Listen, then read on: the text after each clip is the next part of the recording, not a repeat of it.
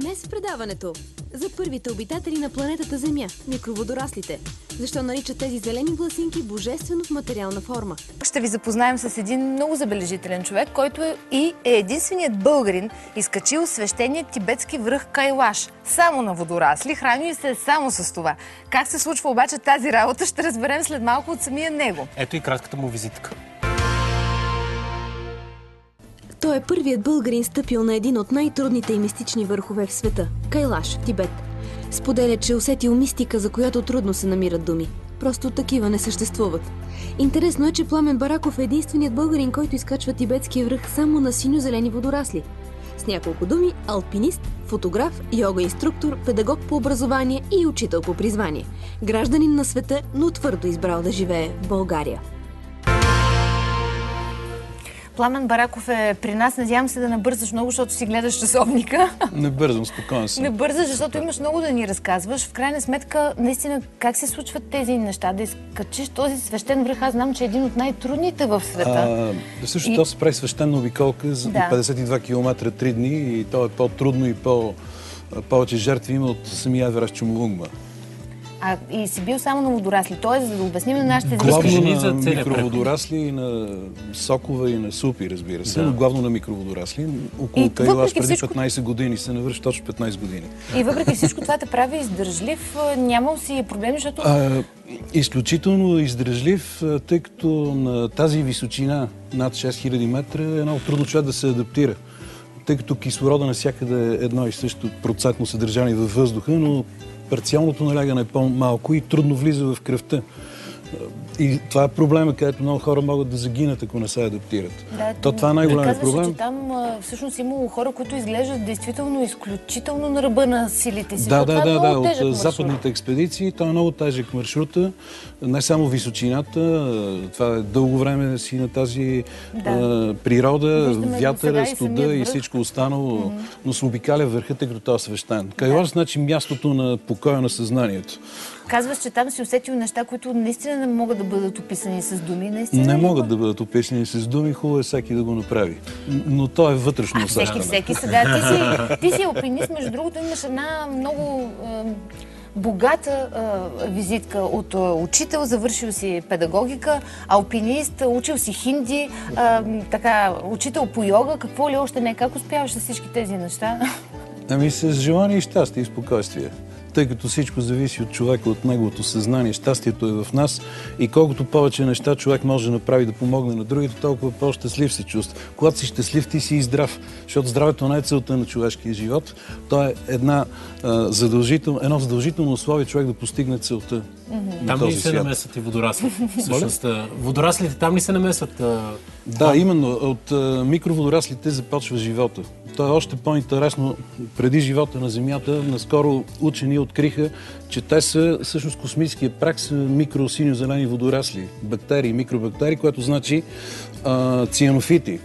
Попадайки на Земята с съответните метеорити, и ако една планета Земя има условия за живот, те започват да правят живот. Но това вече е научно доказано. Абсолютно научно доказано. Да, и в биологията, и в биоастрономията абсолютно доказано е. Цианофитите или микросиньо-зелените водорасли са в основата на живота. От тях тръгва клона на растенията, клона на животните и клона на гъбите, трите царства. Това било при 4,5 милиарда години. Тогава те постепенно са създали кислорода на планетата Земя, тъй като тогава не е имало кислород. Тя била една отровна жълта планета, така жълта атмосфера. По-нататък през тези милиарди години се създали и златото. Нещо много интересно ти ми каза в предварителния разговор. Ще си говорим още много за самите водорасли, че всъщност твоето голямо влюбване е точно в водораслите. Мен ми стана много странно да си казвам сега. Защото са същества, които не само, че са дали живота, не само, че са в нас и ни дават живот на тялото, но могат да ни насочат да погледнем в дълбочина и да разберем кои сме ние. не само, че стимулират тези зрели стволови клетки, балансират имунната ни система и хранят тялото ни, но дават възможност да разберем къде е чудото на живота. Чудото на микроводораслите е свързано с чудото на живота. Както Вивалди да живее музиката чрез музиката и живота, така аз наричам Вивалги, на латински алги, значи водорасли, да живеят водораслите, чудото на микроводораслите и на живота. Влюбен съм в тях, защото те за мен са едни икони, невидими икони, на които човек винаги трябва да бъде преклонен, тъй като ние дишаме кислорода на тези водорасли, физическото ни тяло се дължи на тях. Те са в нас, защото са част от този големия микробиом. Да. Те стимулират зрели стволови клетки. Те просто... Те правят всичко едва ли не. Сега, само да напомним и на нашите зрители, могат да задават въпроси по темата. След малко започваме пък да си говорим и за лечебните свойства на тези чудотворни водорасли, какво всъщност и как могат да въздействат върху организма ни. Сега пък ще видите още малко любопитна информация за тях, защото те наистина се оказаха едни много по-умни същества, живеещи тук от много далече в времето. Ето информация за водораслите и продължаваме да си говорим с Пламен Бараков. Наричат ги живи същества или божественото в материална форма. Микроводораслите са първите жители на нашата планета, установили се тук преди 4,5 милиарда години. Смята се, че са един от най-богатите източници на витамин B12 и носят в себе си 4 пъти повече ДНК от човешкото. Тези малки власинки са изключително богати на протеин и организмът ни го усвоява почти напълно. Водораслите представляват 80% от естествената храна на планетата и подсигуряват 90% от производството на кислород на Земята. В началото на 80-те години биологичната информация, която синьо-зелените водорасли усвояват ежедневно, е информация, от която човечеството се нуждае, за да оцелее. Смята се, че на вибрационни нива във водораслите са съхранени уникални генетични записи и послания за хармония и мир, тъй като те са се развивали необезпокоявани в продължение на хилядолетия в една първична среда. Тази информация може да ни се предава на клетъчно ниво и да спомага за хармонията в семейството на нашите клетки. Наистина е безкрайно това, което тук ние нахвърляме много малки интересни факти, естествено, за водораслите, но аз това си мисля, те в крайна сметка не са ли се видоизменили във времето? 4,5 милиарда години са прекалено дълго време, за да си въобразяваме, че едно нещо може да е в същата форма, в която е било още... Дърветата, човешкото тяло се изменят, водораслите са си същите, цианофитите. Те даже не умират в този смисъл. Те се дълът, размножават се чрез деление. Тоест едната клетка става на 2, двете на 4. Те са до безкрайност. Второто, което те издържат на много ниски температури. Колко ниски? До 180 градуса. Всеки живот издържат на сярна киселина. Не може да им се разбие вътре и на голяма радиация, не може да им се разбие ДНК кода. Те са екстремофили, т.е. те издържат на невероятни неща. Влизайки в нашето тяло, правят чудеса. Т.е. те са същите. Даже в Австралия, в един от заливите, стрематофитите, това са колонии микроводорасли, както са били преди 4,5 милиарда години, са абсолютно същи, те са се запазили. Докато всички други, те не са се видоизменили като структури, не са еволюирали. Те са си микроводорасли, цианофити, малки бактерии, малки същества, но те са примерно това науката, която до момента изследва около 60 хиляди микро- и макроводорасли, ама те има още много да се изследват като видове. Интересно ми е да разбрам ли какво ги е провокирало да се променят? Какво ги е провокирало все пак да се разделят на... Това е чудото на живота, ДНК кода, който е в тях. Не ли говорим, че всъщност те имат 4 пъти повече ДНК, отколкото ДНК, в какво означава това? Това означава, че един организъм, една храна, защото те са също и храна, микроводораслите, най-хубавата храна за човека, избрана и като космическа храна от нас. Една храна, която съдържа, е богата на ДНК, тя подмладява и регенерира тъканите. Това е първото, което е практически за нашето тяло, за нашето здраве. Но богати и на ДНК, ето ги, тук ги виждате. Това са кламатските водорасли в езерото Кламат. После ще видим и самото езеро, да? Да, това е едно от чудесата на природата. Самия код ДНК, който е в тях, той е почти съвършен и влизайки в нас, те настройват и нашия ДНК с един вълшебен ключ на една приказка. Това означава ли обаче, че те носят 4 пъти повече информация в себе си, отколкото ние? Това означава, че те имат просто по-голямо количество ДНК и в тяхното ДНК информацията е на ниво съвършенство просто. Организма освоява ли ги? Освоява ли ги напълно? Организма ги освоява почти 100% и не губи енергия, докато за всяка друга храна, примерно месото, се освоява до 20% и се губи много енергия. Да, за да при зеленчуците под 50%. Зависи. При тях е почти 100%. А как помагат на стволовите клетки? Това е едно от последните научни открития. Разбира се, преди 10 години в науката нещата не стават толкова бързо, че микроводораслите са най-големите стимулатори на зрели стволови клетки. Зрелите стволови клетки са естествените клетки в нашето тяло, които биха могли да регенерират мъртви тъкани. Той има патента за всичко това. И има ембрионални, има и зрели стволови клетки. Ембрионалните, които са в ембриона, зрелите, които са в нашия организъм. Те стимулират от депата в нашето тяло. Първо се откри, че основният източник е костния мозък. По-нататък индийски и други учени разбраха, че източници на стволови клетки е и окото ни, и мозъка, и червата, където е вторият ни мозък. Някой смята това, че е първия мозък. Така че откри се, че те могат, освен всичко друго, съвсем наскоро да стимулират зрели стволови клетки, което значи, че при дегенеративни заболявания, като Алцхаймер, Паркинсън, диабет, множествена склероза, може да се регенерират тъкани. След инсулт до голяма степен да се възстанови сърцето, след инфаркт мозъка. Това са доказани неща. Но тук не говорим за лечение, т.е. това е превентивно. Не, превентивно или подкрепящо лечение. Значи в науката патента е, че те могат, и това е ясно в науката, стволовите клетки като цяло могат да регенерират мъртви тъкани. Има вече 2 Нобелови награди за това. От гледна точка на продуктите, които ние създаваме, за да могат хората да се чувстват добре, те са само като една здравословна храна, не е лекарство.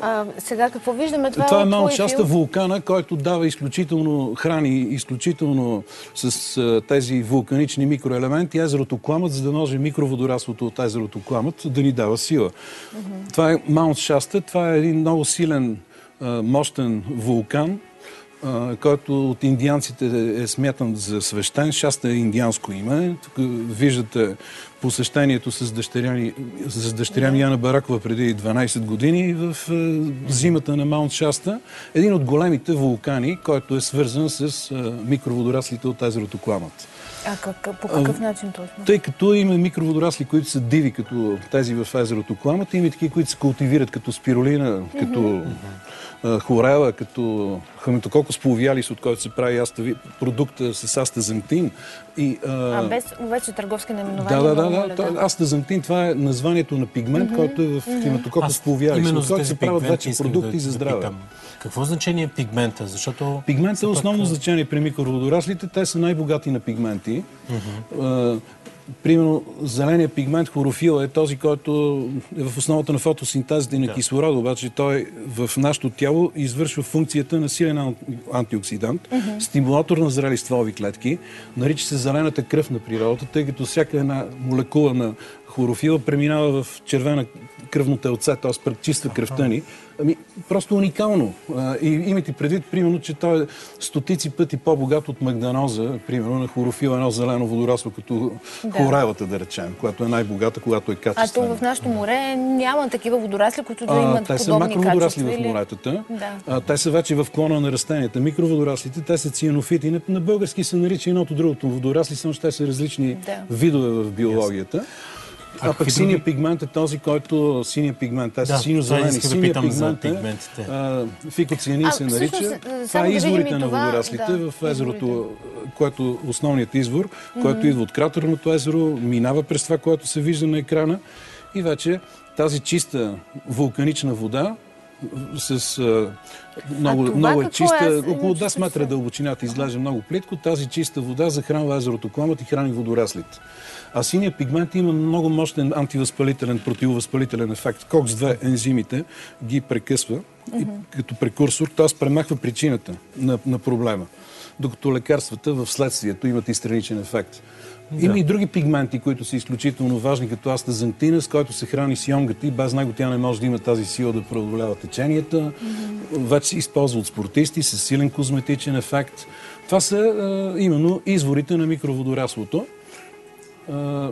Това всъщност тази река се влива в езерото. Тя се влива в езерото Кламът, което е 330 квадратни километра. Те 18 реки и потоци се вливат, но това е най-голямото най-големият извор, най-голямата река. Тя се влива след 7-8 км. За 7-8 км става адски голяма. По-голяма от Искъра, обаче изключително чиста. Имат ли, примерно, период пази. определен на цъфтеж или през Имат цялото период, време? това, което виждаме, кламатските водорасли и везовото кламат в щата Орегон, те цъфтат през лятото. Тогава ли се добиват или тогава ли стават за, примерно, Тогава се чиста добиват храна? с комбайни, Да. тъй като те са вече на повърхността на езерото. През зимата те отиват на Какво дъното. представлява това цъфтене всъщност? Цъфтенето представлява, значи те просто започват да стават като малки тревички, да се размножават и да стават готови за изваждане, съхранение и храна. Иначе ето това в момента са в цъфтеж. И самия комбайн Всъщност след малко ще ги всичко събере. става Те са зелено, отгоре, така ли, когато има слънце, те отиват отгоре на повърхността на езерото, а когато няма, те потъват. Те са разумни същества. Между тях обменят информация именно по ДНК, по тези израстъци и през магнитните полета, много по-бързо, отколкото от лявата до дясната част на полукълбото на човешкия мозък. В рамките на цялата планета те обменят много по-бързо информация и контролират тако баланса, не само кислорода, което значи, че са малко по-интелигентни като цяло от един човешки мозък. Но интелигентността не е най-важната част на човека, разбира се. Да. Ние сме много по-сложни същества, но те са по-интелигентни от нас. Това е доказано. Да. А стават ли, примерно, ако бъдат извадени с две шепи от Ако бъдат извадени, езерото? аз съм го правил това преди 12, преди 8, последния път и с дъщеря ми ходихме през март, през зимата, но през лятото трябва. Така, ако ги вземете с ръка и водата ги... може да се храните с тях. То е изключително вкусни и приятни са, но те са толкова меки като кремса, като сметана, може да си направите маска веднага по тялото. Тези, които са в езерото Кламат. Не са като тези морските. Нямат нищо общо просто. Да. Много интересно. А разликата от... Защото ние започнахме да си говорим за тези водорасли, които са в нашето море, че те са всъщност макроводораслите. Основно са макроводорасли. Но макроводораслите нямат тези свойства, така ли? Като нямат тези свойства, те не са цялостна храна. Значи, едно от основните свойства, освен стимулация на зрели стволови клетки, е, че микроводораслите са най-богати на протеини и на белтъчини, което е най-важният елемент за храна. Значи до 70%. И те се усвояват много по-бързо. Много по-бързо. И те са изградени от всички незаменими аминокиселини, т.е. те са пълноценни протеини, които се усвояват много бързо и почти цялостно. Докато, примерно, при месото, при сирането, всичко това е някъде в рамките на 20%, грубо го казвам, усвояват се много слабо и не са пълноценни белтъчини. Второто, което имат всичките минерали и витамини в органична форма, имат пигментите, имат ненаситени масни, имат неща, които ги няма в другите храни. Но това, което го има, то е в първичен вид, в органична форма, така както трябва за нашия организъм и затова се възприема 100%. Да. А японците това ли консумират такива микроводорасли? Да, точно така. Да, затова говорим за тяхното прословото дълголетие. Точно така. Точно така. Те е доказано и в Япония, страната с най-голямият потенциал, особено на хорева, че помагат за обновяването на клетките и за дълголетието. Един от японските професори се храни вече 15 години само на спирулина, на микроводорасли. Какво значи и само? вече на 85. Само нищо, само вода и водорасли. Вода и водорасли. Нищо това, защото това е съвършена храна. Другата не е съвършена. Това е много просто до ума. Че след като това е съвършено, може би трябва много по-малко. Тя е много по-малко, много по-леко, много по-ефтино и много по-здрав. И той вече от 70 години започна, на 85 години, като стане, изглеждаше и по-млад. Той да направи един експеримент. Запалиха се в Канада студенти по 3-4 месеца само на водорасли. Аз съм опитвал до една седмица само на микроводорасли. А тогава с Кайлаш този опит или по принцип? Извън Кайлаш. В Кайлаш взимах и плодове, зеленчуци, не се ли усеща глад? Да, сега ще питам, като се яде по-малко. В началото организма ние имаме такъв цивилизован глад. Да, ще усетите глад. Но след 3-4 дни вече организма свиква. Но трябва да се прави постепенно, както с гладуването. Вие не гладувате, те освен това пречистват организма, микроводораслите. Сигурно и се редуцира тегло, нали? Отслабва се. Не. С цялостна храна и с движение това става. Нямат този ефект, като при някои... По-скоро детоксикирана храна. Но трябва да се съчетае с движение и с сън, и с режим, по-скоро и с спокойствие. детоксикиращ ефект за организма. Значи, те, освен, че пречистват от отровите, те пречистват от тежки метали и радиация. То е доказано. И при децата в Чернобил имаше изследвания, и в Япония, и в Съединените щати. Това е сигурно за микроводораслите.